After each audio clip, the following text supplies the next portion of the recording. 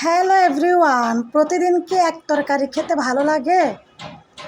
তো মাছ মাংস মানে গরুর মাংস, বিভিন্ন ধরনের মাছ শুটকি সবই খাওয়া হলো, মুরগির মাংস খাই নাই। তো আজকে একটা মুরগি আনাইছি, অর্ধেক রেখে দিয়েছি, আর অর্ধেক ভেজে সুন্দর করে রসা বোনা করে রান্না করব। তো সেই জন্য পেঁয়াজ মশলা সব কিছু ভাজাভাজি চলতেছে। তো আমার এই কথার সাথে আজকে একটা কথা মনে পড়ে গেল। অনেক পুরুষে বলে প্রতিদিন কি এক তরকারি খেতে ভালো লাগে? আসলে তো ঠিক প্রতিদিন এক তরকারি খেতে একদমই ভালো লাগে না। তো সেই জন্য হচ্ছে আমি এই যে রান্নাবান্না এক এক দিন এক এক রকম পাল্টায় পাল্টায় রান্না করতেই থাকি। তো রান্নাবান্না হচ্ছে যার যার পছন্দ অনুযায়ী, যার যার সংসার অনুযায়ী, যার যার মুখের রুচি অনুযায়ী। আর প্রতিদিন একই তরকারি যদি খান, আপনার মুখের রুচি কমে যাবে। আপনি মানে খাবার রুচি থাকবে না, আপনার ভাত খেতে ইচ্ছা করবে না, আপনার খাবারের খিদা মন্দা হয়ে যাবে। তো এই কথাগুলো যে বলতেছি, এই কথাগুলো বাস্তব কিনা আপনারা আপনাদের সাথে মিলিয়ে দেখবেন। হ্যাঁ, তো এখন অনেকেই বলতে পারেন, আচ্ছা আপনি যে কথাগুলো বলছেন, সবাই কি প্রতিদিন বিভিন্ন ধরনের তরকারি খেতে পারবে, মাছ খেতে পারবে, মাংস খেতে পারবে? ভাই, আমিও কি প্রতিদিন বিভিন্ন ধরনের মাছ মাংস খেতে পারি?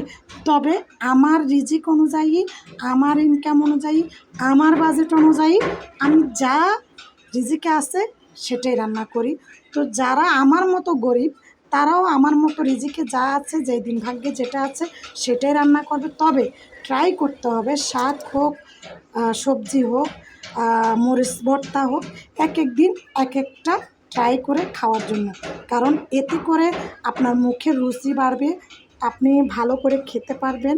হ্যাঁ, আপনার খিদা মন্দা হবে না, আপনার শরীরটাও চাঙ্গা থাকবে। তো এদিকে আমার কাজকর্ম করে যে অবশিষ্ট জিনিসপত্র আজ হয়েছে, মেয়েকে বললাম এগুলো একটু ধুয়ে ফেলাম।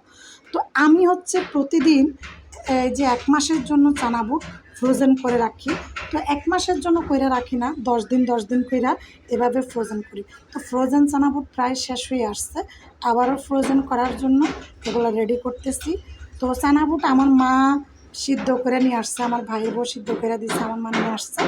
এখন হচ্ছে আমি ওইখানে আলু কম পড়ছে, এই জন্য আবার আলু সিদ্ধ কইরা ওইখানে মানে যেখানে যতটুকু আলু আমার প্রয়োজন ততটুকু আমি আবার দিয়ে রেডি করে নিচ্ছি। তো এখন আমার সবগুলো চানা বুট রেডি হয়ে গেছে, এখন ফ্রিজে ফ্রোজেন করার জন্য রেখে দেওয়ার জন্য ফ্রিজটা খুলতে হবে। তো ফ্রিজ খুলেই ফেললাম, এই ফ্রিজে ঢুকিয়ে ফেললাম ফ্রোজেনের জন্য চানা বুটের ব্যাগগুলো। তো যাই বলতেছিলাম, আজকের ভিডিও ছিল এ পর্যন্ত। এই ভিডিও কার কাছে কেমন লেগেছে অবশ্যই কমেন্ট